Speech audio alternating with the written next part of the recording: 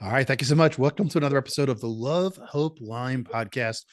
My name is Fred Diamond. I'm the co-host of the host, actually, of the Love, Hope, Lyme podcast.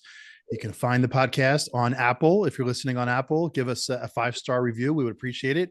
Or if you're watching this on YouTube, thank you so much. Give us a thumbs up and feel free to give us a comment as well. I'm the author of Love, Hope, Lyme, what family members, partners, and friends who love a chronic Lyme survivor need to know. The book is available on Amazon. If you'd like a signed copy, Dr. Majdyło, I give out plenty of signed copies all over the world. As a matter of fact, feel free to reach out to me on Facebook or LinkedIn. I spend a lot of time as well. I'd be happy to do that. And Dr. Majdyło, I've also given out the PDF, the e-version of the book for free.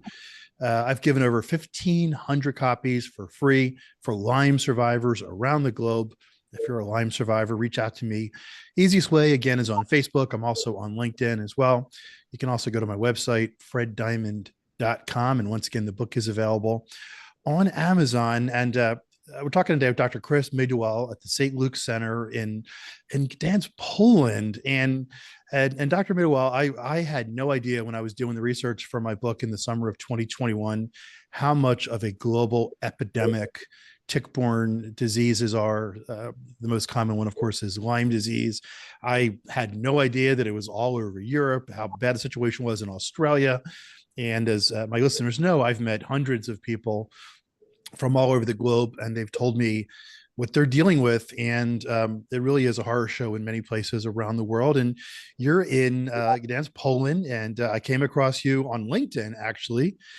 You had done an article about the gaslighting article that came out in December. And of course, I covered that with Dr. Jennifer Fagan on the Love, Hope, Lyme podcast and spent some time with you and some of your people. And I really want to hear from you what the status of Lyme disease, not just in Poland. You treat a lot of patients all across Europe, and we want to know how widespread it is. First off, give us an introduction. Tell us what you do, and give us a little bit about your history as a Lyme doctor, and then let's get into the status of Lyme disease in Poland and the rest of Europe.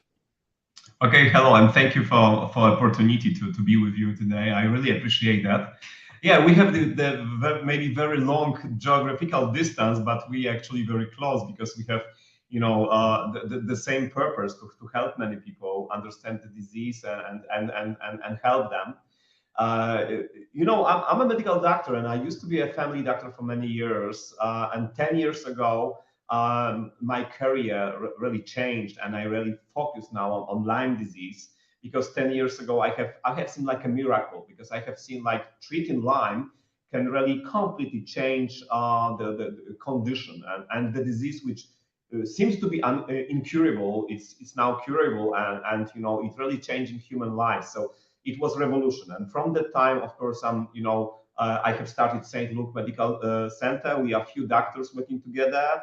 We have a huge team of nurses and the other medical staff, And yes, we are international clinic, even if we are located in Gdańsk, in Poland. We have airport. We are close to Scandinavian countries, and we are like between East and West in Europe, like on the crossroads actually. So for 10 years, we have like many patients from the other countries, mainly Scandinavians, many people from Great Britain, and there were a few patients from United States as well.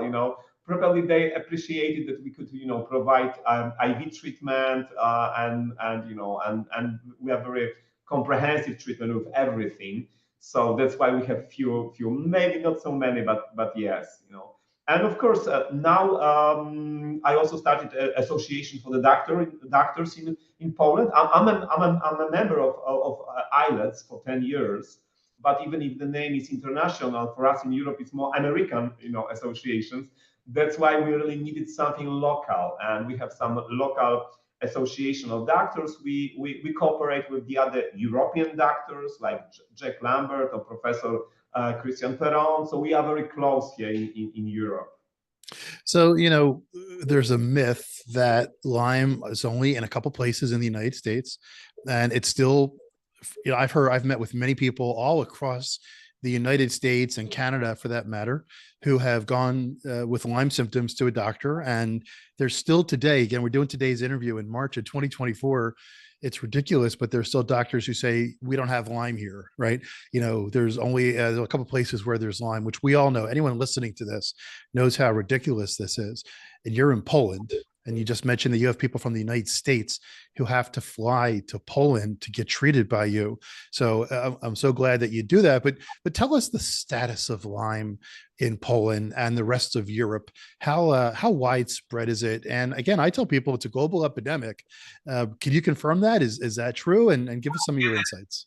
Whole Poland actually is endemic country. So there's like officially every place it's endemic. So the doctor should not tell Lyme is not here. Usually, when I hear this comment, the Lyme is not here. Usually, I'm making the joke and I'm answering.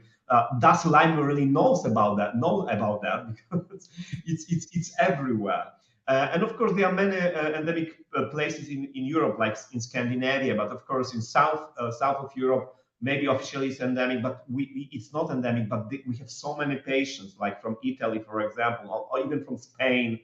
The bacteria, they don't know about our ideas and they travel. Maybe the story of lockdown is the story like the virus can spread all over the world very fast. Maybe bacteria, they are not so fast, but still they travel. So we cannot say that there is a place that there is no Lyme. It could be everywhere. And what about Poland? Officially the statistics, we are less than 40 million, like a population of Poland. And officially we have like up to maybe maximum 20,000 new cases every year. And when they say new cases, they really believe, that it's self-limiting. So the Lyme will not survive to another year, which is of course not true. But when we ask our national assurance company for more data, we realized that real data, they say about 100,000 cases, new cases every year.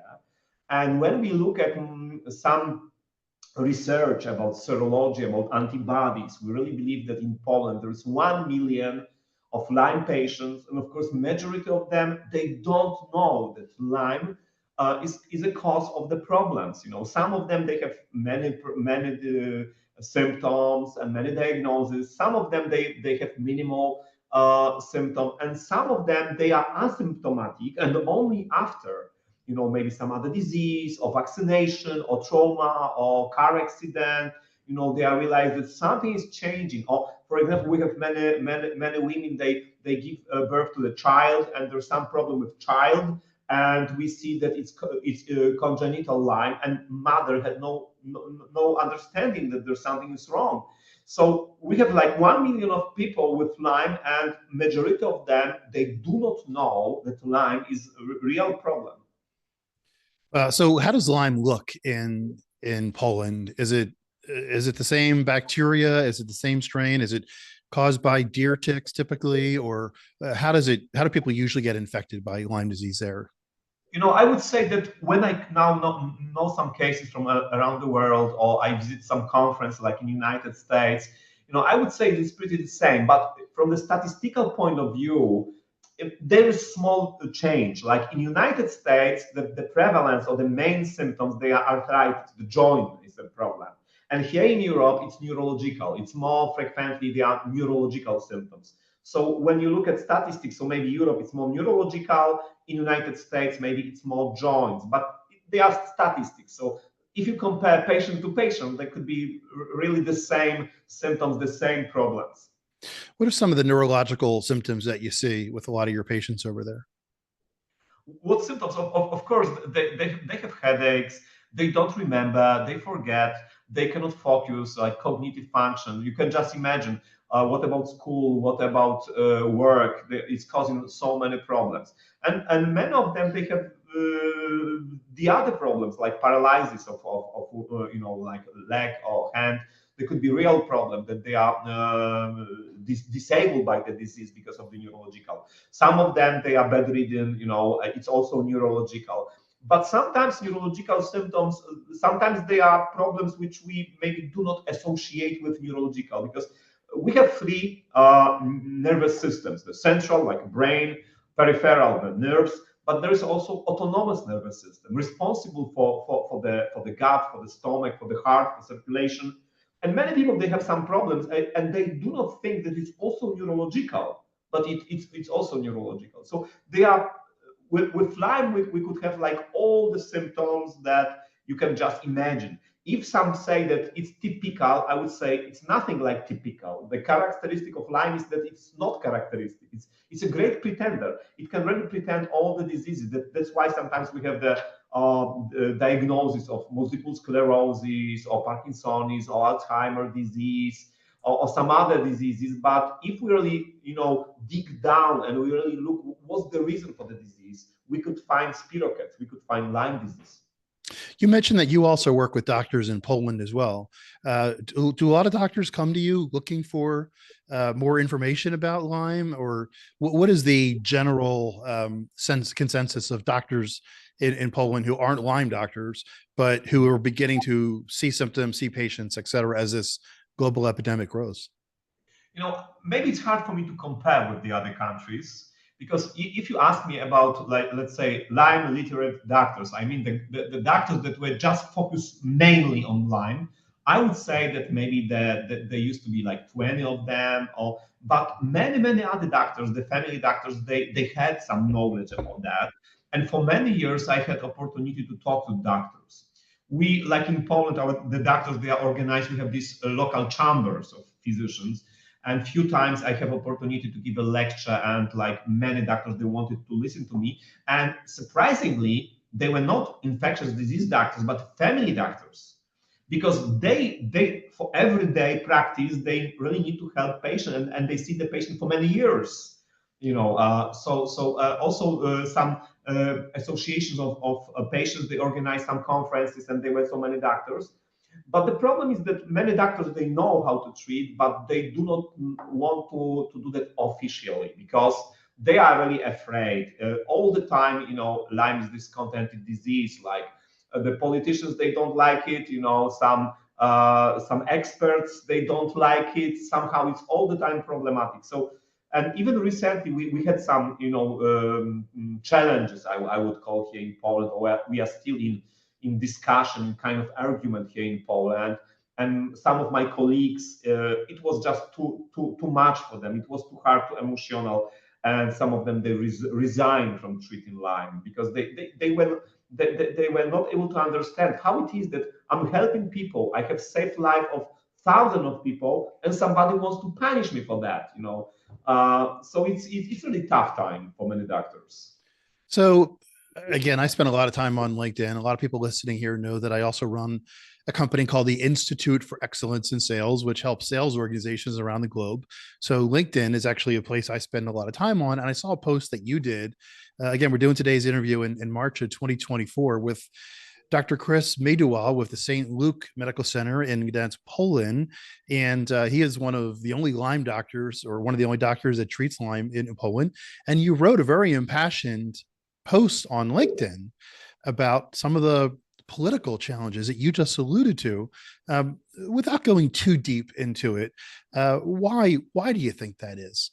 Why are there political issues in Poland related to this disease that affects people, that definitely affects people, that exists? Why is that? Because when we really acknowledge that there's a problem, we say that's a real problem, then we need to do something with that. And it means we really need to have a revolution in healthcare system. We need to change everything. And not many people, they are revolutionists, and not many politicians, they really want to have to change everything. They just prefer to say something publicly which does not require any activity, any action. So this is my explanation that it really requires to change everything, and not so many people, they do that. So, but even from the economical point of view, I really believe that for every budget, if you invest in good diagnostic of Lyme, you will save a lot of money. Not only you will save the problems that people have, the suffering, the pain, but you will also save money. And But you will say that after a couple of years, after a long period of time, but you know how the politicians, they think. They think only in a distance of next election, not for decades in the future. So probably it's like that. But I believe there will be breakthrough. I cannot imagine a situation that we just continue with the same nonsense in many countries. No, that's a great answer. And, we sometimes forget about that is most people are risk adverse, and, most people aren't very, what's the word? They're not very critical thinking, if you will. And most people deal their lives in sound bites and, easy answers. Even politicians who believe in major transformation and change, it's very easy to fall to gravity and to not have to take a stand. And I appreciate and acknowledge the work that you're doing for this. It's so remarkable. Do you see many children? You mentioned you have a lot of family doctors who are coming to you to get some ideas or where. Do you see many children in Poland that are stricken with Lyme disease? Yeah, actually, yes. But almost 2 years ago, I started to see PANS children. That's the name of this autoimmune encephalitis, inflammation of the brain, plus some autistic children. But before that time, I had, of course, some children, and it's strange when, for example, a few years old child is tired after kindergarten or is showing the legs are painful. Like normal children, they do not react like that. Or I used to have some children with mutism, so they were not able to speak, and it was Lyme, but they were just few.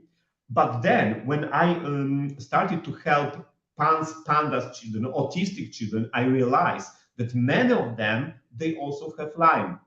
Maybe not like Lyme itself, but usually with these diseases, it's like a combination of few problems at the same time. And even if pandas means that it's inflammation of the brain produced or caused by strep. But even if there is strep, sometimes it's Lyme together with strep. So I realized that many of the children, they have Lyme. And for example, mutism, that people, they are not able to speak. I realized that for majority of children that are not able to speak, when I treat Lyme, they start to speak. It's probably the main reason. There are a few others, but that one is really important. And the parents are very happy. Like they have not only children speaking, but the children emotionally, they are open. We have our child back, they say.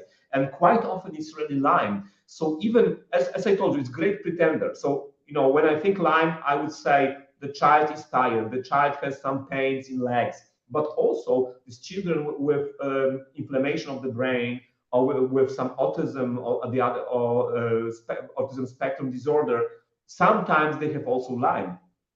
Wow. Obviously, during the pandemic, a lot of treatment went to telemedicine, and you said you treat patients all over Europe and Scandinavia and some of the United States. So I can't imagine they come every week for calls in your clinic.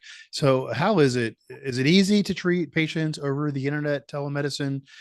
Is that a very common? Obviously, it's a common acceptable way now. But is that a good way to get treated for Lyme? Yes, before lockdown, we are also using telemedicine, but it was not so common. It was some strange, methodology. But now I believe that telemedicine is like a normal methodology of every clinic. So because we have international patients, but even patients from Poland, like they are not so many from my city, they are from different places. So usually is that we meet on Zoom session like today, we discuss. And our expertise as a clinic is that we provide infusions. We are IV clinic, antibiotics, antivirals, antifungals, vitamins, minerals, but also we provide intravenous immunoglobulins, for example, for autoimmune problems, especially for children. So our expertise is what we do in our clinic. So usually we see the patient on Zoom session, we make the plan, we invite the patient, and the patient is visiting us, staying with us for a couple of days for some treatment, then going back home. Then we meet on Zoom once again. We make evaluation. We make the other plan, and we make the decision when the patient should visit us again in 3 months, in half a year, next year. We make just individual approach and individualized plan for the patient. But telemedicine is really part of our methodology at the moment. I have a question for you, and again. I've spoken to more than 1,000 Lyme patients over the last couple of years since my book, Love, Hope, Lyme, What Family Members, Partners, and Friends Who Love a Chronic Lyme Survivor Need to Know was published. And I got to know a lot of them on social media, either on Facebook, typically, some on Instagram, some on Reddit. There's a couple tens of thousands of people on Reddit looking for Lyme solutions. And a lot of times they ask for advice on doctors. So without being very, very self-serving, what should people look for when you said you had people coming from all over the world to you? What should Lyme survivors look for if they're dealing with the challenges, no matter where they might be? What are some questions that they may want to ask a doctor to understand if they're the right doctor for them? Could you explain me more? Because I'm probably, I do not understand your question. Sure. So, if I need a dentist, there's 50 dentists within 2 miles of my house. Pretty much every dentist is going to be a decent dentist. You clean the teeth. With something like Lyme, like you mentioned before, there's so many other factors, right? Okay. And then you have the co-infections. And then you mentioned there's the neurological issues, not just the physical issues, if you will. Yeah. And also there's other, probably some mental issues that need to be addressed. How should people go about finding the right Lyme doctor for them? I would say that they should really find a doctor which is easy to get to. So looking in a kind of a neighborhood and to start cooperation, because it's something to start. The problem is to wait for too many months and years for some treatment. So in the United States, in Canada, you have many good doctors. Patients that just should start cooperation with the one which they have access to. But of course, sometimes providing oral antibiotics is really not enough. Every patient should start with some easy way. Maybe it's enough, but if not enough, they really need to look for the clinic which could provide IV treatment like we do. So I would not say that that we are clinic like for everybody, because sometimes just pills, capsules or some other oral treatment is really enough. But if somebody has Lyme for many years and it's really tough with the co-infection, there were some attempts to use oral antibiotics and no success, or there is on top of infection, we had an autoimmune reaction, and for example, some treatment for that is needed, or some problem with mitochondria and energy production. There's some expertise that we have as a clinic. So if oral treatment is enough, they should look for the clinic which would provide more options actually. But my first advice is find somebody who is the close distance, it's easy to get, and just start cooperation. Because the problem with many patients is that they really do not have any doctor. They are just trying to treat themselves, and that's the problem. Yeah, I mean, it's evidently hard to find a great Lyme doctor because there's so many different symptoms, and I'll be honest with you, there aren't too many. So, it's especially at the level of knowledge that you have, right? Yeah. I mean, if you get bitten by a tick today and you notice the bullseye rash or something, you could probably just go to urgent care and they'll take care of you if they write antibiotics right away. But a lot of people who are listening to the Love, Hope, Lyme podcast and who are seeking you out to travel halfway around the world to come to you they're in the chronic stage where there's so many complications, as we know. Again, I want to thank Dr. Chris Majdyło with the St. Luke Medical Center in Gdańsk, Poland.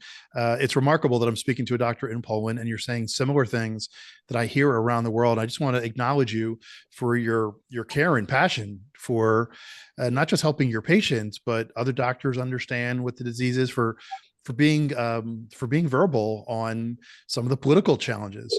I know that's probably something risky for you to do. So I just want to acknowledge you for your bravery and your courage in that.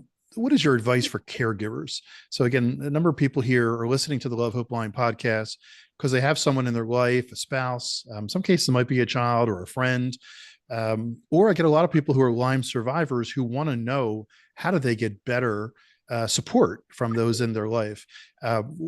Give us some insights to the caregivers on what their loved one's journey will look like.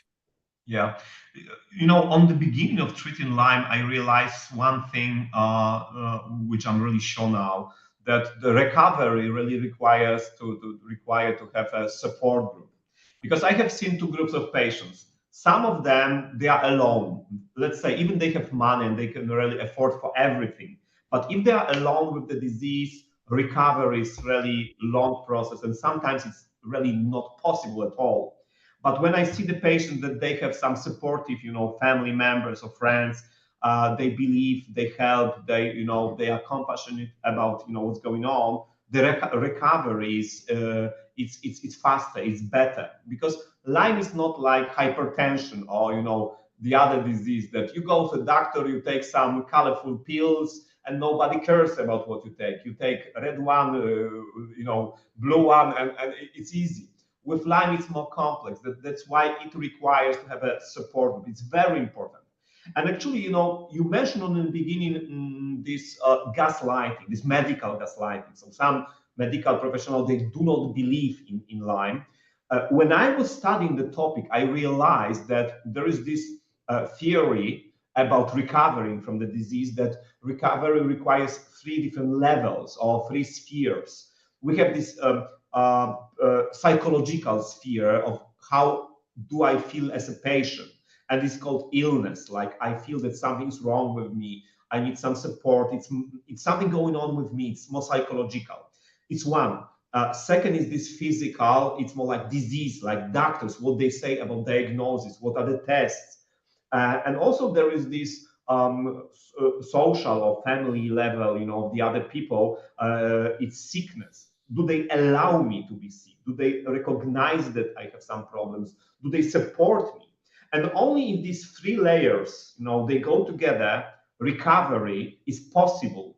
Because if patient is experiencing gaslighting, like from the medical and from the family, it's just alone with the problem, and it's causing the other trauma, some emotional problems, which of course influence immune system and many other physical things in the body as well. So then recovery is really tough and sometimes impossible. So the perfect situation for the patient is to have supporting, medical doctor and supporting, family members. Then they can really get to a full recovery from the disease. That is a great answer. That puts a lot of things into perspective. Again, I want to acknowledge Dr. Chris Majdyło with the St. Luke Medical Center in Gdańsk, Poland. Dr. Majdyło, is there any final thoughts, anything that we didn't cover that you want to make sure that we talk about on the Today Show?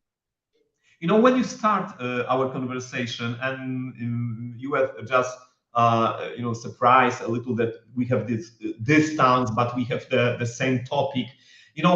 100 years ago lived one medical doctor, which is my hero, Dr. Charles Nicole, a French guy. And I remember one of his quotes was that infectious diseases, they make humans brothers because we have the same problems. So it's like perfect, examples of his idea. But 100 years ago, that guy, he was Nobel Prize winner, and he was the disciple of Louis Pasteur itself. So very prominent, very important, doctor. But 100 years ago, in the 20s, he said that there are also crypto infections. So these, silent, invisible infections, he called them les infections inopérantes, invisible infections. And he said that when we we as human race, humanity, when we start to diagnose them and treat them, it's going to be a great step ahead for human species, like progress for the whole society. And he actually believed 100 years ago that they will do that immediately. But it seems that for 1 century, for 100 years, everybody has forgotten about that. That the infections, they are invisible not only in the biological sense of understanding, but also from the political sense of that. So I thought, okay, 100 years ago, maybe it's good now that the words of Dr. Charles Nicole, they should be verbal again, and I really believe there will be breakthrough. I know it's hard to be pioneers, and I really appreciate that you encourage me, actually. And so I don't know when the breakthrough will come, in 1 year, in 10 years, in 20 years, but there should be some breakthrough. And I believe so, because we as humans, we live longer, but the longer time of our life, we have some complaints and symptoms. It's not a good situation. And I believe that crypto infections, and Lyme is the main one, there are some other ones going together with Lyme, That's the key for future of human race of our species actually. So even if there are some problems, and we actually today we said about different problems, I'm very optimistic. And of course, if there are some patients that they need very intensive treatment, they can travel to Poland. We will be happy and glad to help them because we have expertise on that field. And yeah, thank you for inviting me for this conversation today. No, thank you so much for participating. I appreciate it. I appreciate all your insights, and I appreciate the work that you do. Once again, my name is Fred Diamond. This is the Love, Hope, Lyme podcast.